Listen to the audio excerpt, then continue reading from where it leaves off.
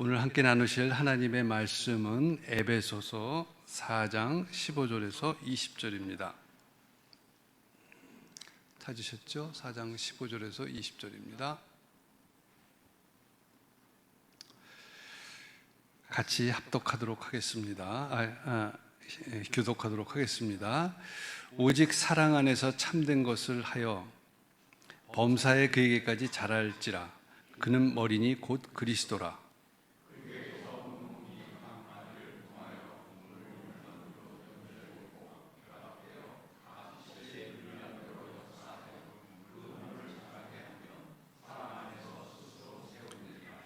그러므로 내가 이것을 말하며 주 안에서 증언하노니 이제부터 너희는 이방인이 그 마음에 허망한 것으로 행한 같이 행하지 말라.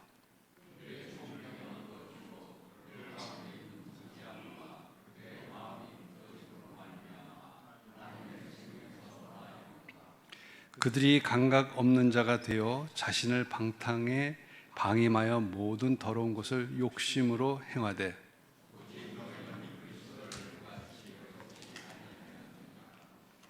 김건주 목사님께서 함께 복음으로 7번째로 진실함으로 세워지는 진짜 공동체라는 제목으로 말씀 전해 주시겠습니다.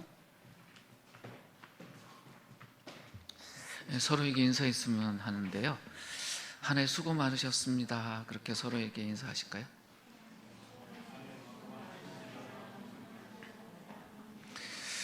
정말 수고 많으셨습니다. 어떤 한 해보다 참 마음의 수고가 많았던 해 같고 쉽지 않은 한 해가 흘러온 것 같습니다. 이런 상상 한번 해보실까요? 2024년 혼자 걸어왔다면 어땠을까요? 한번 상상을 해보셔요. 아마 정말 쉽지 않았을 것 같습니다. 그죠? 부부관계가 아주 원앙같이 좋은 때만 있는 건 아니지만 그 짝꿍이 나의 옆에 없었다 그러면 2024년 통과할 수 있었을까 한번 생각해 보세요. 두 개만 생각하는 거예요. 나 혼자 걸어간 거하고 늘 이렇게 원앙처럼 이쁘진 않지만 내 짝꿍이 있어서 같이 걸어온 거하고 두 개만 비교해서 다른 거 없어요. 두 개만 비교해 보세요. 혼자 걸어온 게 나았을까요? 그가 혹은 그녀가 있는 게 나았을까요? 표정 바꾸지 마세요. 혼자 통과 못했어요. 온전하고 완벽하진 않아도 함께하는 이들이 있어서 우리가 통과를 했습니다. 두 번째 한번 상상을 해보죠. 한빛 공동체가 우리의 공동체인데 이 공동체 안에 내가 있는 것하고 없는 것하고 두 개밖에 없다고 생각을 하십시오. 내가 혼자 2024년이라는 이 한 해를 통과해 온 것하고 이 공동체와 함께 걸어온 것하고 어느 것이 나에게 좋은 일이었을까만 한번 생각해 보세요. 다른 선택은 없어요. 우리가 이렇게 극단적으로 놓고 보면 인생을 홀로 걸을 수 없는 거구나.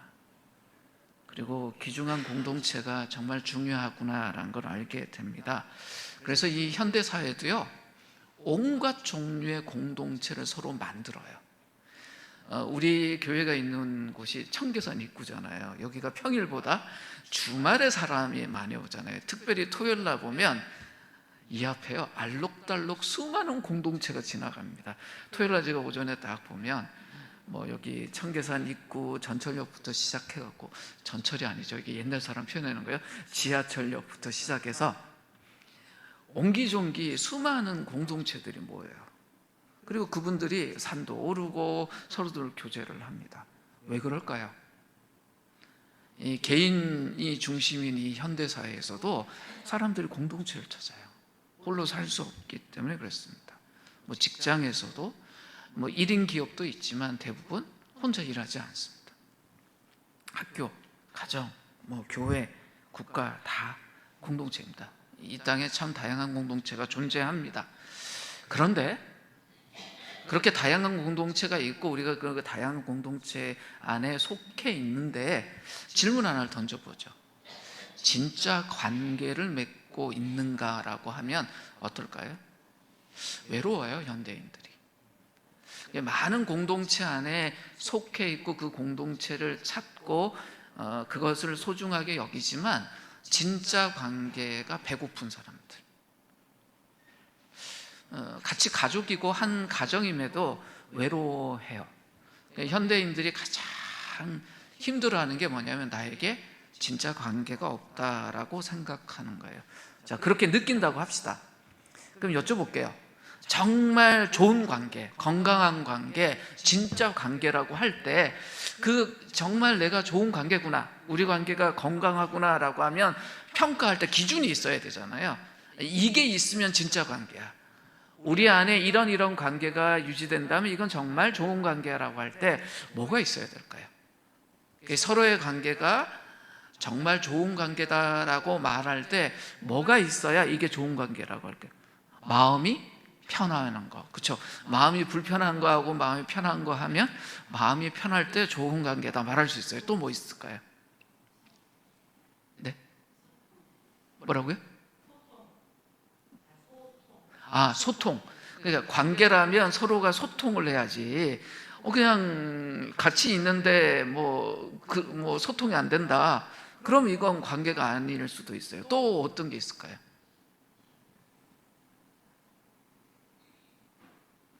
마음이 편하다라고 한 건 서로 뭔가 해주고 싶어하고 사랑하고 뭐 이런 거 생각할 거예요.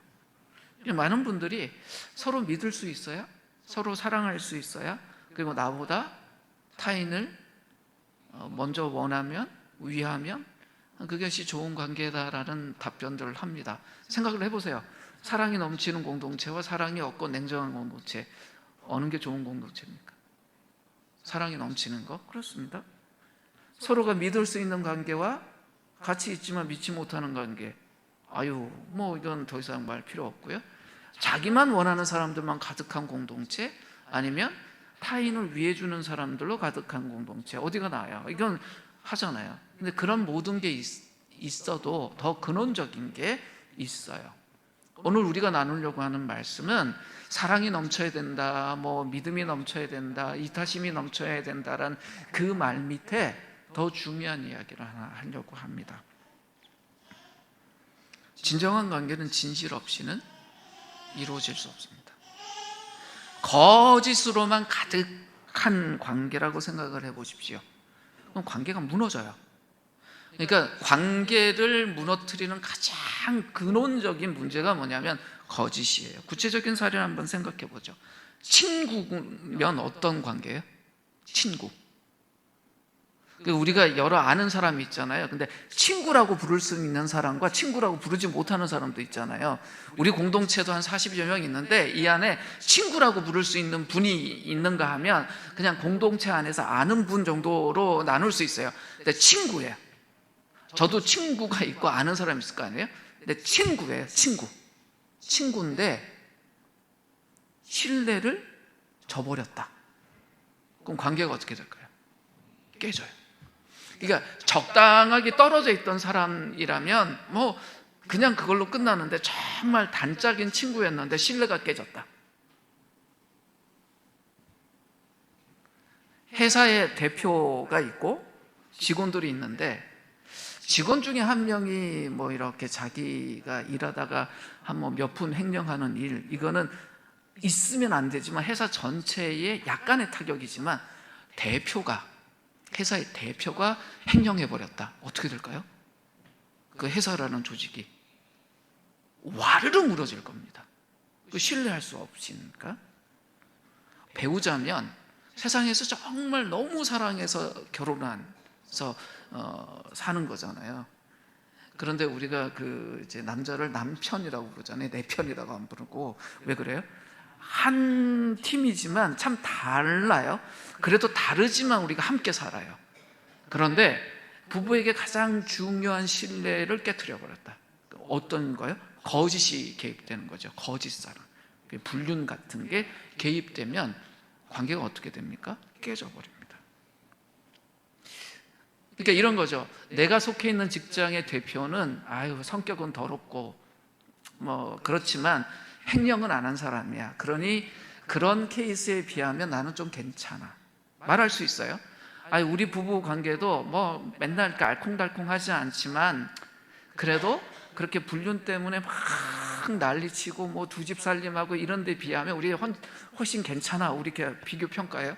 아니, 내 친구에게 대해서 내가 아주 살가운 친구는 아니지만 신뢰를 깨트리고 그러진 않아. 이렇게 비교 평가하면서 우리 자신에 대해서 그래도 괜찮다라고 여기는 마음이 우리에게 적당히 있어요. 그러면서 우리 자신이 꽤 진실하다라고 여기는 면이 있거든요. 근데 정말 그럴까요? 아니요. 성경은 그렇게 말 안 합니다. 타락이 우리 모두를 거짓말쟁이 만들었다라고 말하는 것이 성경의 이야기예요. 모든 사람을 능숙한 사기꾼을 만들었다. 그게 성경의 이야기입니다. 첫사람 아담과 하와의 이야기. 그러니까 가장 먼저 인간적인 관계를 맺었던 둘이 아담과 하와잖아요. 근데 둘의 관계가 어땠는지 한번 보십시오. 하나님이 처음 이들을 창조하셨을 때 그들은 서로 벌거벗었지만, 벌거벗었다는 건 뭐예요? 가린 게 하나도 없었다는 거예요. 그러니까 있는 모습 그대로를 보여줬다는 거예요. 그런데 서로가 서로를 창피하지 않았어요. 그거 왜 그래요? 보기에 좋았어요. 자기 자신을 있는 그대로 노출을 했어요. 서로가 서로에게. 그런데 그것이 너무 아름다웠어요. 그래서 그것이 좋다라고 반응한 관계였어요.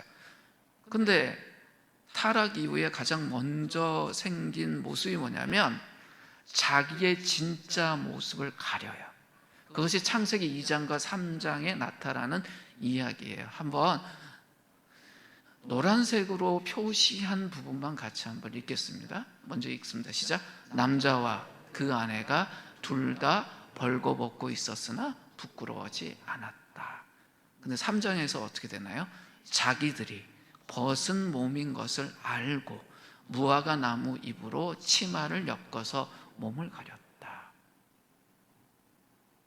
이 이후로 줄곧 인류 역사에서 어떤 일이 벌어지나요? 자기의 진짜 모습을 가려요. 그걸 보여주지 않으려고 하는 거예요. 인류 역사는 이렇습니다. 나의 진짜 모습을 타인에게 알리지 않는 거예요. 뭐 이순신 장군은 나의 죽음을 알리지 말라 그랬는데 우리는 어때요? 내 진짜 모습은 타인에게 알리면 안 돼. 그래서 저도 보면 지금 뭐 하고 있어요? 옷을 딱 입고 있어요. 어떤 분이 저보고 그러더라고요. 옷 입은 태가 괜찮다. 다행입니다. 근데 옷 벗은 모습을 보시면 끔찍할 겁니다. 왜? 제 진짜 어떤 몸의 모습을 보면 가려야 됩니다. 우리가 늘 가리고 살아요. 그게 우리에게 어떻게 되어 있어요? 습성이 되어 있어요. 이러다 보니 우리가 어떻게 하냐면 내가 타인에게 보여주고 싶은 모습 하나를 만들어요. 그리고 그걸 타인에게 보여주는 거예요. 그게 공적인 이미지예요. 나는 사람들에게 이런 이미지로 보이고 싶어. 뭐 요즘 이미지 메이킹이란 말도 하고 뭐 자기 홍보란 말도 하고 좋게 보이려고 애쓰잖아요. 그것도 내 모습이에요. 근데 그 모습만 보여주고 그 뒤에 있는 모습은 철저하게 감추는 거예요. 요즘 뭐 스마트폰으로 SNS 많이 하는데 거기에 자신의 진짜 모습 중에 어떤 모습을 올리냐면 남이 봐줬으면 하는 모습만 올려요. 그게 세상이에요. 모든 사람이 이렇기 때문에 내가 내 모습을 숨기는 것에 대해서 우리가 죄스럽게 여기지 않아요. 그리고 적당히 서로가 그렇게 감춰야 된다는 생각도 해요. 그래서 현대사회에 이런 말이에요. 사람들 사이에 가장 가까운 사람들 관계에서도 적당한 거리가 필요하다. 그 거리를 훅 들어오면 힘들다란 말까지 해요. 근데 우리가 이런 세상의 이야기들을 그대로 받아들여야 될까? 그렇지 않습니다. 영성작가인 미국의 브레넨 매님이 이런 얘기를 합니다. 한번 같이 읽을까요? 천천히 읽겠습니다. 우리는 사람들에게 완벽한 이미지를 제공하여 모두가 우리를 좋아하되 아무도 내 실상을 알지 못하게 한다.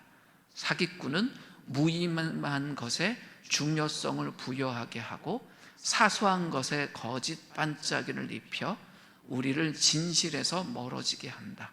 거짓 자아는 우리를 허상의 세계에 살게 한다. 이런 이야기를 했습니다. 진짜 모습을 숨기면 가짜 모습이 사람들에게 보이게 돼요.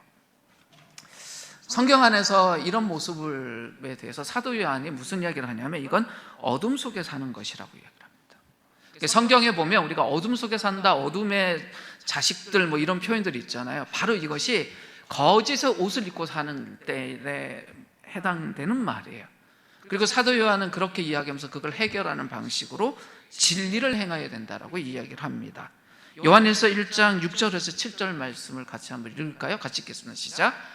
우리가 하나님과 사귀고 있다고 말하면서 그대로 어둠 속에서 살아가면 우리는 거짓말을 하는 것이요 진리를 행하지 않는 것입니다. 그러나 하나님께서 빛 가운데 계신 것과 같이 우리가 빛 가운데 살아가면 우리가 서로 사귐을 가지게 되고 하나님의 아들 예수의 피가 우리를 모든 죄에서 깨끗하게 해주십니다. 요한 사도가 요한 사도의 공동체에게 편지하면서 우리가 진짜로 사귀려면 뭐가 필요하다 그래요? 빛 가운데 살아야 된다. 근데 그렇게 살지 않는 건 어둠 속에 사는 것이라고 표현을 해요. 자, 복음 중심의 공동체의 가장 큰 특징이 뭘까요? 빛 가운데서 산다는 거예요. 그러니까 빛 가운데 행하는 공동체다. 그럼 빛 가운데서 행한다라는 의미가 뭘까? 첫 번째는 하나님 말씀을 기준으로 산다는 거예요. 그러니까 세상 기준, 내 기준이 아니라 무엇 기준이요? 빛이신, 절대적인 빛이신 그 하나님의 말씀을 기준 삼는다는 거예요. 자, 저를 좀 봐주세요. 이 방이 밝아요, 어두워요? 뭘 기준으로 밝다고 이야기하셨어요? 네? 잘 보이니까. 이건 상대적 기준이에요. 자, 보세요. 우리 늘 상대적 기준으로 판단을 하는데 그게 절대적이라고 생각해요. 이 방이 밝다. 근데 태양빛하고 딱 비교하면 이 방이 밝을까요? 어두울까요? 어둡죠. 근데 우리가 지금 어둡다고 느껴요? 밝다고 느껴요? 밝다고 느껴요. 자, 보세요. 우리가 만나는 기준을 가지고 사는 것이 아니라 하나님이란 절대 기준을 가지고 살 때 그것을 뭐라고 말해요? 빛 가운데 산다라고 말하는 거예요. 이 상대적인 밝음 속에서 사는 걸 요한은 뭐라고 말해요? 빛 가운데 산다고 말하지 않아요. 뭐라고 말해요? 어둠 가운데 산다라고 말하는 거예요. 근데 우리는 내 기준, 내가 좋아하는 기준 정도로 살면 그거 괜찮은 기준이니까 그거 가지고 살면 나는 빛 가운데 사는 거지 라고 말해요. 그러니까 문제 해결이 안 된단 말이에요. 이 문제를 해결하려면 어떻게 된다고요? 빛 가운데 살아야 된다. 어떤 빛? 절대적인 빛. 그러니까 하나님의 기준, 하나님의 말씀을 따라 사는 것이 뭐 하는 것이다? 빛 가운데 사는 것이다. 그럼 우리가 서로 살 때 이런 거예요. 네 기준하고 내 기준하고 비교하니까 네게 좀 나은 것 같다. 그럼 네 기준으로 이번에 적용하자. 이게 빛 가운데 사는 게 아니에요. 너랑 나랑 가위바위보 해서 이긴 사람 마음대로 하자. 그래도 이긴 거니까 그럼 빛 가운데 사는 게 아니에요. 하나님 기준 따라 사는 거예요. 그러니 진리를 따라 살 때 어떻게 됩니까? 우리 안에 있는 상대적인 것들이 해결이 돼요. 그래야 거짓 없이 서로를 만날 수 있어요. 이 거짓이란 것도요, 절대적인 기준 하나님에 비치면 어때요? 내가 저 사람보다 상대적으로 깨끗하고 진실해요. 그러니까 저 친구보다는 내가 진실하고 저 친구는 나보다 거짓이다, 이것이 아니라 하나님이란 그분에 비춰서 우리가 살 때 그게 빛 가운데 산다는 거예요. 그러니까 진정한 사귐이라는 것은 언제 가능해요? 그 빛 가운데 있을 때 가능한 거예요. 근데 우리가 그렇게 사냐? 그렇지 않습니다. 그래서 오늘 본문에 보면 우리가 이렇게 살 수 있는 유일한 길이 뭐라고 말하냐면 예수의 피라고 말해요. 하나님 아들 예수의 피가 우리를 그렇게 만들 거라는 거예요. 그러니까 우리가 복음 없으면 서로의 관계도 참되게 진실할 수 없다라는 걸 강조하고 강조합니다. 모든 죄에서 우리를 깨끗하게 해주실 예수의 피가 우리를 그 죄로부터 자유하게 하니 서로가 서로를 만날 수 있다라고 이야기를 해요. 그러면서 사도 요한이 무슨 이야기를 하냐면 나 죄가 없는데 라고 말하면 거짓말장이라는 거예요. 그런데 우리가 하나님 앞에서 당신 죄 있어요? 없어요? 그럼 다들 죄 있다라고 말해요. 근데 왜 사람들이 어떤 경우에 죄 없다라고 말할까요? 상대적인 기준이에요. 요즘 세상에 죄 많이 짓고 살잖아요. 그러죠. 그렇죠. 근데 저는 비교적 죄가 없습니다. 이런 말 해요. 저는 욕설도 잘 안 쓰고요. 거짓말도 잘 안 하고요. 교통법규도 잘 지키고요. 1년 내내가 교통법규 한 번도 어기지 않고요. 이런 거 자꾸 생각하다 보면 내가 어떤 사람이에요? 진실하고 도덕적이고 괜찮은 사람처럼 여겨져요. 그러니 당신이 죄 있다라고 말한다 그러면 인정할까요? 인정하지 않아요. 어떤 공동체에 무슨 문제가 생겼을 때 그 문제의 원인이 자기인데 생각할까요? 없다라고 생각해요. 뭐라고 말해요? 이번 일의 원인은 저에게는 있는 것 같지 않습니다.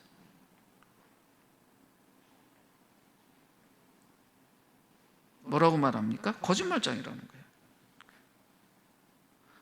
복음 중심 공동체의 특징이 뭐냐면 죄 없는 사람들이 모여있는 게 아니에요. 죄 없다라고 말하는 사람들이 모여있는 것이 아니에요. 이미 복음을 만난 사람들이 어때요? 자기 죄를 인정하는 사람이에요. 그리고 자기 죄를 고백하는 사람이에요. 죄인이라서 그런 것이 아니에요. 절대적인 빛인 하나님 앞에서 예수님의 그 피로 구원받은 사람들이 뭐예요?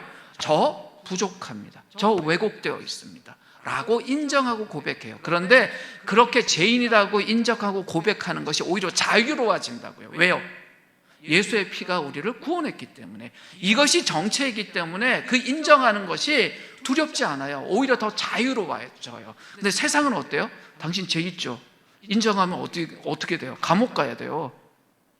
그러면 인정해야 됩니까? 인정하지 말아야 됩니까? 끝까지 버텨야죠. 변호사 사고 어떻게 해서 아니요. 무죄 추정의 원칙 있잖아요. 끝까지 어떻게 돼요? 나 죄 없어요. 인정하면 어떻게 돼요? 감옥 들어가야 돼요. 그게 습관이 되다 보니 죄 있다라고 인정하고 자백하는 것은 우리의 습성하고 멀어져 있는 거예요. 근데 복음이란 걸 알면 예수님이 우리를 구원하셨다는 걸 알고 그것이 우리의 새로운 정체성이라고 알면 나의 작은 실수에 대해서 왜곡함에 대해서 인정하는 거 하나도 문제가 없어요. 심지어 나를 지적하는 인간이 범죄가 수천 배 저보다 많은 사람이 지적해도 뭐라고 그럴까? 야, 네 꼬라지나 잘 봐. 이게 아니라 그래 나 부족함이 있어요. 인정하는 게 문제가 안 된다고요. 이건 복음이 아니면 그럴 수가 없어요. 이런 의미에서 요한일서 1장 9절을 한번 같이 읽겠습니다. 띄워주시겠습니까? 천천히 시작. 우리가 우리 죄를 자백하면 하나님은 신실하고 의로우신 분이셔서 우리 죄를 용서하시고 모든 불의에서 우리를 깨끗하게 해주실 것입니다. 이 본문에서 가장 중요한 게 뭘까요? 자백이에요. 남이 이야기해서가 아니라 스스로 자백하는 것. 그래서 이 본문의 다른 이름이 자백의 힘이에요. 복음을 만난 사람이 자기 스스로 자신의 문제에 대해서 인정하면 그것이 해결된다. 깨끗하게 해주신다. 근데 그걸 끝까지 숨기고 무화과 나무 잎으로 가리고 있으면 어떻게 돼요? 그건 천국 가는 날까지 그냥 그렇게 가려져서 갑니다. 어떻게 할 거냐? 자백의 힘이 우리에게 필요합니다. 죄를 숨기면 어때요? 마음이 무거워져요. 관계도 깨져요. 그러나 죄를 자백하면 어떻게 된다고요? 문제가 있는 걸 인정하고 그것을 고백하면 하나님 우리를 용서하시고 깨끗게 하신대요. 문제 해결해 주신다는 이야기입니다. 이 원리가 개인에게도 적용되고 공동체에도 적용돼요. 그래서 교회라는 곳은 실수나 잘못됨에 대해서 숨기는 데가 아니라 그것을 자백하고 인정하고 거기서 끝나는 것이 아니라 하나님이 그것을 고치시고 회복시키실 것을 기대하고 함께 가는 곳이에요. 그 거짓이 위선이 없어지면 그 안에 사랑이 평화가 넘쳐나게 되는 거죠. 오늘 본문 에베소서 4장 15절 말씀을 한번 같이 읽겠습니다. 같이 읽을까요? 시작. 오직 사랑 안에서 참된 것을 하여 범사에 그에게까지 자랄지라 그는 머리니 곧 그리스도라 이렇게 합니다. 근데 첫 마디가 오직 사랑 안에서 참된 것을 하여라고 되어 있죠. 무슨 말일까요? 이 참된 것을 한다는 말이 진리를 말하고 진리를 따라 살아간다는 의미예요. 진리를 말한다는 거예요. 공동체 안에서 진리를 말한다. 이게 무슨 말이냐면 저를 좀 봐주십시오. 누군가에게 문제가 있을 때 너 문제 있어라고 말한다는 이야기예요. 나에게 문제가 있을 때 나 이런 문제가 있어요라고 말한다는 뜻이에요. 근데 어디 안에서요? 사랑 안에서. 두 개를 강조해요. 사랑 안에서 진리를 말해라. 만약 진리를 말하면서 사랑을 잃어버리거나 사랑을 말하면서 진리를 희생해버리면 무너져요, 공동체는. 그러니까 교회라는 공동체, 복음 중심으로 있는 공동체의 그 특징은 사랑과 진리가 조화를 이루는 거예요. 공동체 안에 진리를 말하지 않으면 신앙이 어떻게 될까요? 희미해져 버려요. 그러니까 좋은 게 좋은 거다라고 돼버리겠죠. 근데 진리를 사랑 없이 전하면 어떻게 될까요? 상처만 남아요. 어떤 공동체도 그렇습니다. 부부도 그렇고 부모와 자녀 간에도 그렇고 그렇습니다. 그게 복음 공동체, 그러니까 복음으로 만들어지는 가족, 복음으로 만들어지는 이 교회라는 공동체, 또 복음 때문에 만들어진 여러 어떤 사역기관 모두 다 합쳐서 서로가 서로에게 진리를 말할 뿐 아니라 그것을 사랑의 태도로 이야기를 해야 합니다. 공동체 안에 누군가 잘못된 길로 걸어가고 있다면 어떻게 돼요? 사랑으로 진리를 전하고 그가 진리로 돌아올 수 있도록 해야 합니다. 무엇을 기준으로요? 진리를 기준으로. 이 말이 뭐냐면 내 기준이에요? 하나님 기준이에요? 하나님 기준이에요. 그러니까 저를 봐주세요. 이 하나님이란 기준에 미쳐보니 나도 부족해요. 근데 내가 말을 해야 되는 이 사람도 부족해요. 근데 내가 기준이면 나도 똑같은 문제가 있는데 무슨 똥 묻은 개가 겨 묻은 개인데 이야기해 하고 우리 말할 수 있어요, 없어요? 없죠. 그런데 진리가 기준이에요. 그럼 내가 이 진리에 따라가지 못하더라도 이 사람이 진리로부터 떨어진 걸 알았어요. 이대로 있으면 이 사람이 망할 것 같아요. 그럼 이 사람을 정말 내가 사랑한다면 이 사람이 지금 잘못된 위치에 서 있다는 걸 이야기할까요? 하지 않을까요? 해요. 근데 서로가 이걸 알아요. 상대편이 나의 잘못을 이야기할 때 저 자식 지도 못하면서 왜 나인데 이런 이야기해? 라고 반응할까요? 서로가 알고 있으면 아니에요.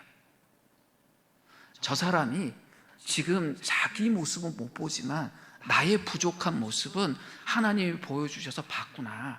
그래서 사랑으로 나에게 지금 서 있는 곳이 위험하니 피해요 라고 이야기해 주는구나 받아들이면 나도 뭐 할 수 있어요?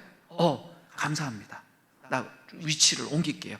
그런데 형제요, 자매요, 당신의 자리도 위험하니 옮기십시오라고 말할 수 있을까요? 이게 서로가 사랑 안에서 진리를 말하는 거예요. 그러면 이게 있는 공동체와 없는 공동체는 어떻게 될까요? 서로가 볼 때 저 사람이 진리의 기준에서 좀 이렇게 어긋나 있다는 걸 봐요. 근데 나도 어긋나 있고 저도 어긋나 있으니 아유 좋은 게 좋으니까 입 다물자 이런 공동체가 있고, 한 공동체는 서로가 보고 서로 이야기를 해줘요. 무슨 차이가 생길까요?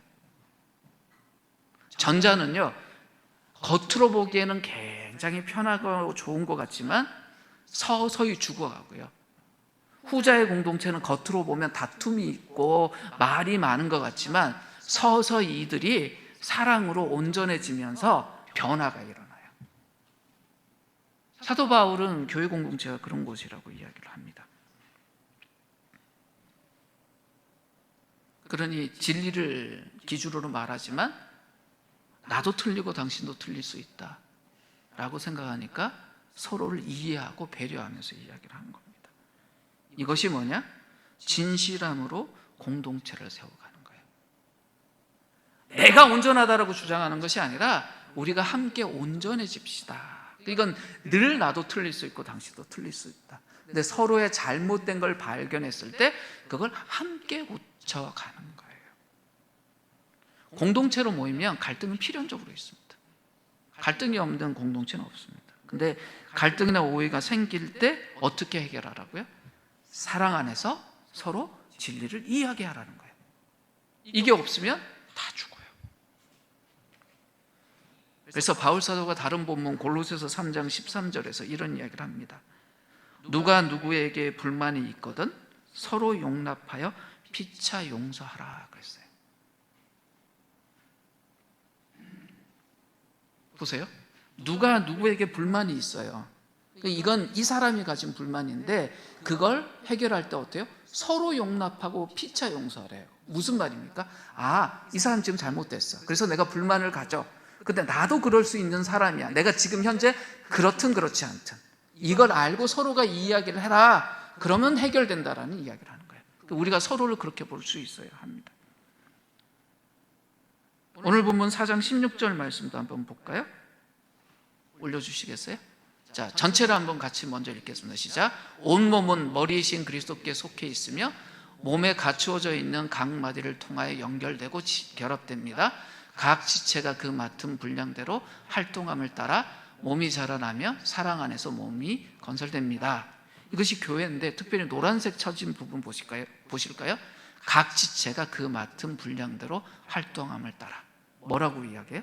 각 지체가. 그 지체가 맡은 분량대로 활동함을 따라. 어떤 지체가 자기 맡은 분량을 하지 않으면 어떻게 될까요? 그럼 그 공동체는 스탑해요.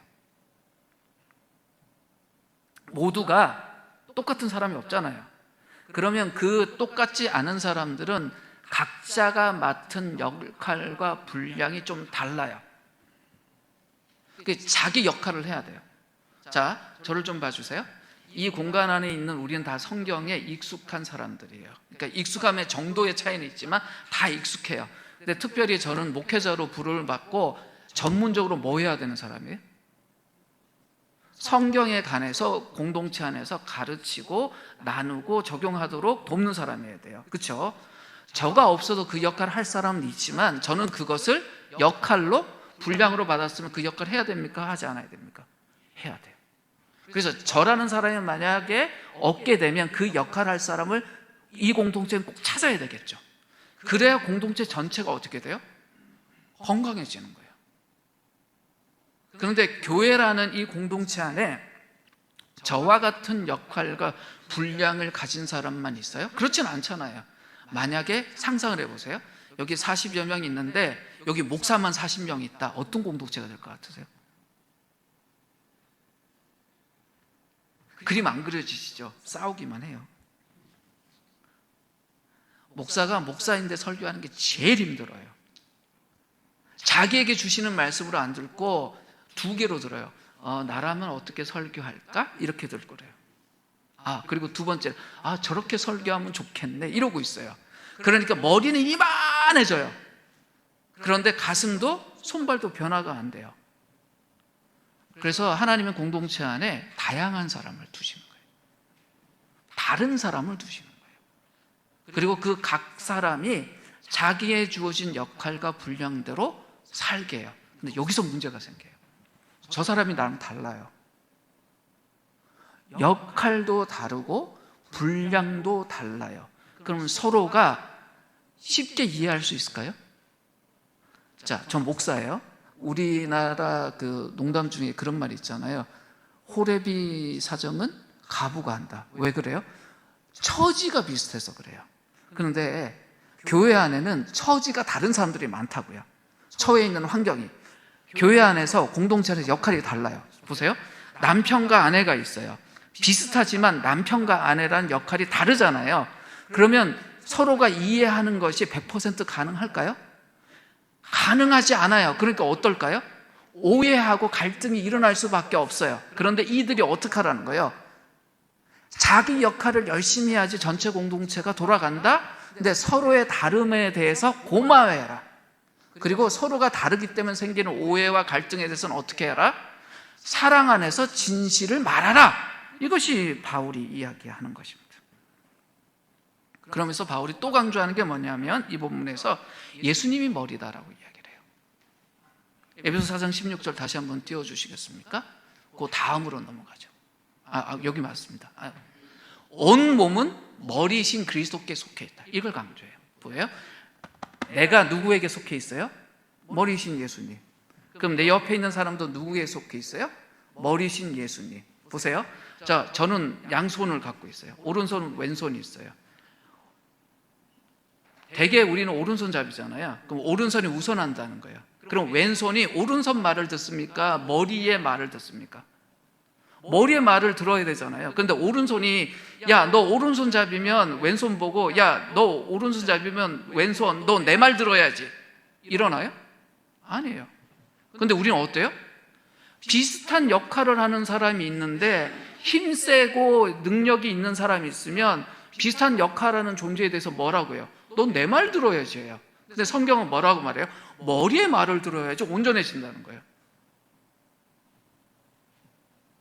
이것이 공동체를 건강하게 하는 굉장히 중요한 것입니다. 공동체가 혼자로 세워지지 않습니다. 서로가 연결되고 모든 역할이 함께 어우러질 때 진짜 공동체가 됩니다. 이 말이 뭐냐면 나는 너가 필요해. 너가 없으면 죽어요. 그러니까 서로가 서로를 필요한 거예요.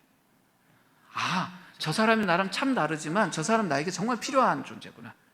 무슨 말이냐면 이 공동체 안에 참 다르지만 모두가 모두의 삶의 선물로 하나님 보내신 은혜들이에요. 저 사람 때문에 내가 살았구나. 저 사람 때문에 내가 살았구나. 반대로 나 때문에 저 사람이 사는 것도 있구나. 그렇게 만들어진 게 공동체예요. 오늘 보면 17절 한번 보겠습니다. 한번 띄워주십시오. 같이 읽겠습니다. 시작. 그러므로 나는 주님 안에서 간곡히 권고합니다. 바울이 뭘 강조해요? 정말 이건 하재요. 다시 한번 읽을까요? 그러므로 나는 주님 안에서 간곡히 권고합니다. 이제부터 여러분은 이방 사람들이 허망한 것으로 생각하는 것과 같이 살아가지 마십시오. 이방 사람들이 어떻게 사는데요? 요즘 세상 사람들이 어떻게 사는데요? 나 혼자 잘 사면 돼 라고 생각한다고요. 근데 그러나요? 그러지 말래요. 그러지 말래요. 세상의 공동체는요, 자기 중심이에요. 나에게 이익이 되면 나에게 좋은 공동체예요. 그런데 하나님의 공동체는요, 서로가 연결될 때만 살 수 있다는 강조예요. 저 사람이 연약하더라도. 저는 원래 왼손잡이였어요. 어릴 때. 근데 저 나이 또래 때의 부모님들은 아이가 왼손잡이면 그거를 어때요? 고쳐줬어요. 그래서 제가 이렇게 주먹을 쥐면 아직도요, 왼손 주먹이 오른손보다 작아요. 왜냐하면 완고했던 저희 아버님이 제 어릴 때 왼손을 붕대로 감아놨어요. 왼손을 못 쓰게 하려고. 그래서 의도적으로 오른손잡이로 고쳐졌어요. 그런데 제 몸속에는 왼손에 대한 게 있잖아요. 그러니까 어릴 때는 오른손 왼손이 막 지가 제대로 못 나가는 거예요. 우리가 의도적으로 어떻게 해요? 이걸 더 많이 쓰게 해야 되는데 라고 이걸 죽여버리니 제 몸이 어떻게 됐을까요? 이상해져 버린 거예요. 근데 세상은 그런 일을 해요. 우리가 서로에게 어떻게 해야 될까요?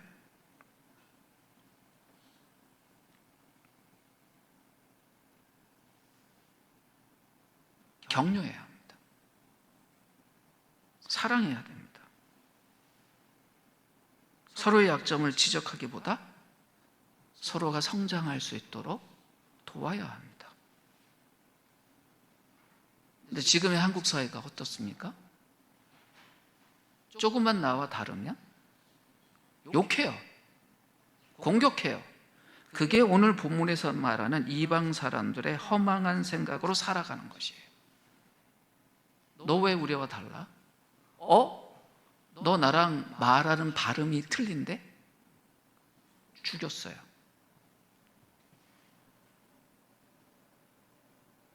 너 이 단어 써봐. 너 발음이 틀리네? 이 지역 출신이 아니구나. 무시해요. 그렇게 하지 말라는 거예요. 그렇게 될 때 세상과 다른 공동체가 되겠죠. 우리가 이방 땅에서 적응하면서 살아야 되는 이민자라고 합시다. 그 나라 말을 우리가 그 나라의 현지인보다 잘 못할 거예요. 그래서 그걸 인종차별이라고 말하기도 하잖아요. 그런데 어떤 동네 갔더니 인종차별이 아니라 그렇게 말 잘 못하는 사람 너무나 환대해 준다 그러면 뭘 느낄까요? 우와, 여기 천국이 따로 없네. 그렇게 느낄 거 아니에요. 교회라는 공동체는 그래야 된다는 겁니다. 하나님이 우리가 하나님에 대해서 익숙하지 못할 때 너 나에 대해서 익숙하지 못한데 라고 말하면서 우리를 배척하셨나요? 아니요. 우리를 오히려 더 사랑으로 감싸 안으시면서 어떻게 하세요? 우리가 그 하나님 안에서 안식하면서 하나님을 닮아가도록 만드세요. 교회 공동체가 어떻게 해야 될까요? 그런 곳이에요. 서로가 서로 사랑으로 대하고 예수님 중심으로 연합하고 각자에게 주어진 역할을 충실히 감당하는 공동체.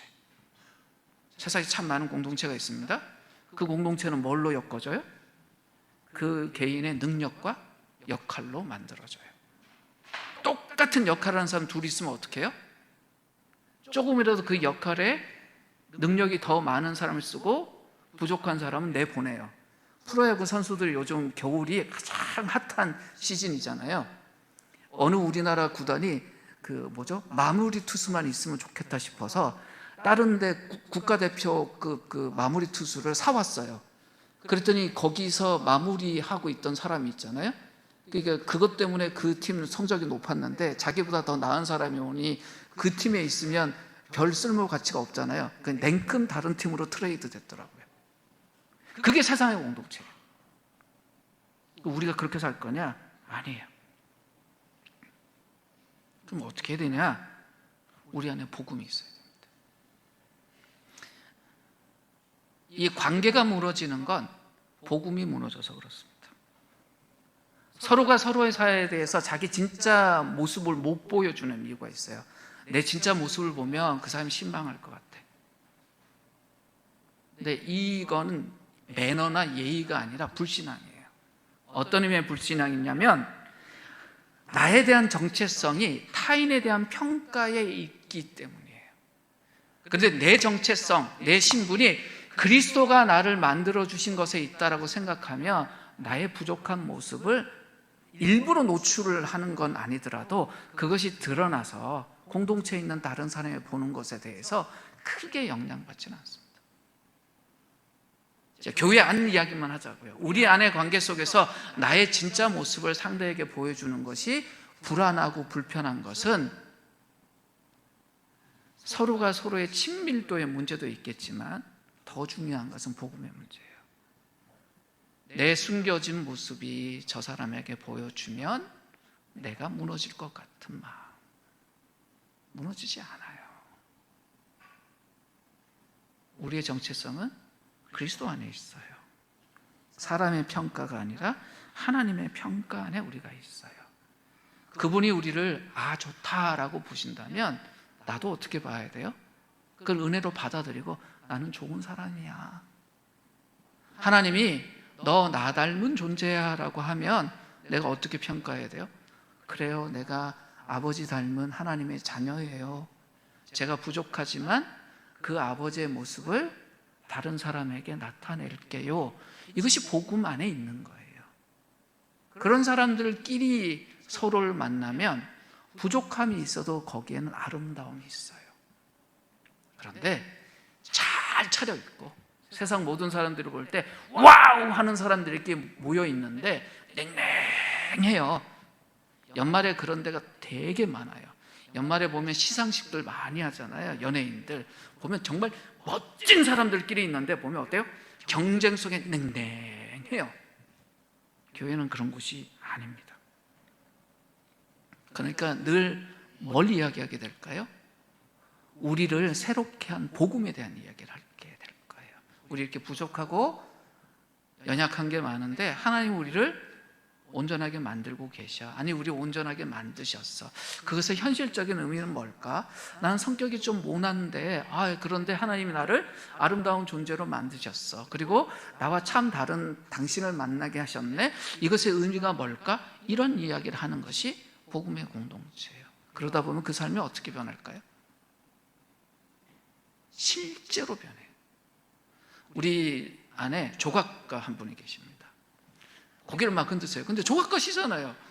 평생 그렇게 살아오셨잖아요. 뭐 객관적으로 그렇게 사셨잖아요. 저분이 돌을요 퉁퉁퉁 치면 그 돌이 따뜻한 사람같이 만들어 놓는 분이에요.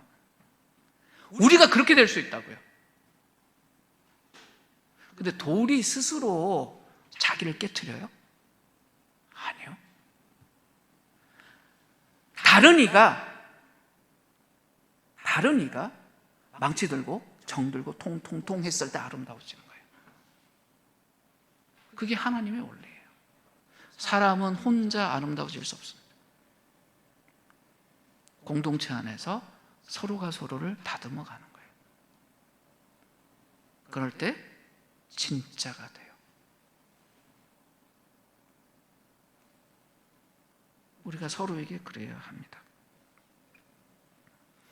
있는 모습 그대로 사랑받지만 참 놀라운 사랑을 받기 때문에 완벽한 모습으로 점점점 변해가는 공동체. 그게 복음 공동체예요. 나도 내 옆에 있는 동료도 변해가야 될 부분들을 서로가 그 진실로 기준을 보여주고 사랑으로 그걸 메꾸어가는 공동체. 밖에서 보면 그게 갈등처럼 보이고 다툼처럼 보일지 모르지만 그건 갈등도 다툼도 아니고 멋진 돌이 진짜 아름다운 작품으로 바뀌어가는 과정이에요. 이 망치소리, 정소리처럼. 그것이 있는 공동체가 진짜 공동체입니다. 그냥 조용한 음악만 흐르고 그냥 다듬지 않는 돌들이 적당한 거리를 두고 있는 것, 그것은 가짜 공동체입니다. 우리가 정말 이루어야 될 공동체가 무엇일까 한번 생각해 보시고, 지금 우리가 겪고 있는 이 사회 속의 문제가 어디에서 시작됐나 한번 생각해 보십시오. 이 시간 함께 한 해를 마무리하면서 기도할 때, 하나님, 내 옆에 있는 이 귀한 사람들 주심 감사합니다. 이들을 통해서 내 인생을 아름답게 더 만들어 주시고, 또 나도 이 귀한 이들에게 하나님의 손이 될 수 있게 해주십시오. 이렇게 함께 기도했으면 합니다. 네, 함께 기도하겠습니다.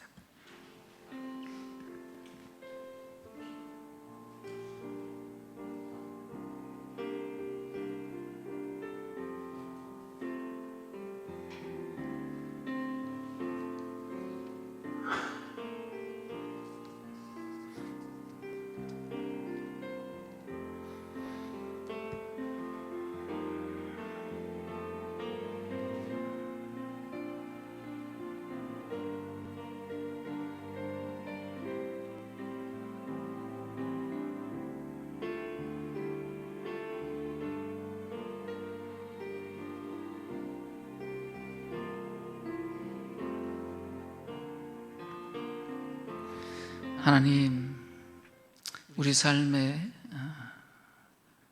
하나님 함께 하시며 주시는 말씀들 앞에 늘 우리가 정직히 돌아보며 그 기준에 맞춰 우리 자신을 돌아보고 또 공동체 안에 있는 서로를 돌아보며 하나님을 닮아가는 우리가 되게 하시고, 우리의 부족함에 대하여 서로가 사랑 안에서 함께 이야기하고 그것을 함께 고쳐가며 또 온전함을 함께 이루어가는 그런 일들이 날마다 우리 안에 있게 하여 주시옵소서.